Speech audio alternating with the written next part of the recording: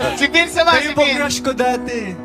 Dati, hindi na ba ngayon? Ay, grabe naman yun. Sobra naman yung mga ganyang bagay. Ay. Sa mundo ng showbiz, bihira ang mga eksenang biglaan at natural na nagiging usap-usapan. Isa na rito ang nakakaaliw na pangyayari ng mismong si Emilio Daez, isang bagong mukha at kinikilalang heartthrob ng bagong henerasyon, ay tahasang umamin na si Kim Chiu ang kanyang crush. Hindi maitago ang tuwa at kilig sa mukha ni Kimi nang marinig ang pahayag. Sa kabila ng pagiging sanay na niya sa atensyon, halatang iba pa rin ang epekto kapag mismong mas bata at kinikilalang inspirasyon ng Gen Z ang nagpahayag ng paghanga. Agad namang naging masaya at puno ng tawanan ang buong studio.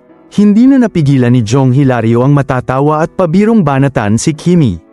Tinawag pa nga niya itong crush ng Gen Z na tila nagmarka agad at naging instant label para sa actress-host.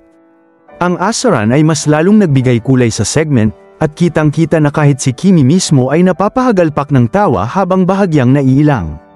Hindi maitatanggi na sa kabila ng kanyang matagal na pananatili sa industriya, nananatili pa ring fresh at kaakit-akit si Kim Chiu para sa mas batang henerasyon.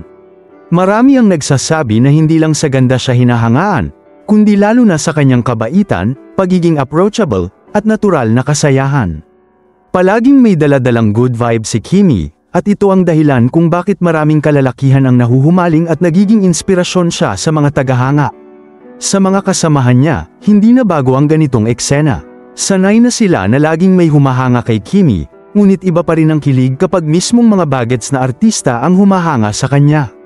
Kaya naman hindi nakapagtataka na kahit si Jong ay panay biro at asar, dahil alam niyang malaking compliment ang natanggap ni Kim mula sa isang kinatawan ng younger generation. Dahil dito, maraming netizens ang natuwa at muling nagpaalala kung gaano kaswerte si Paolo Avellino, na kasalukuyang kapareha ni Kimi. Sabi nga ng ilan, hindi lang siya crush ng bayan kundi crush din ng bagong henerasyon.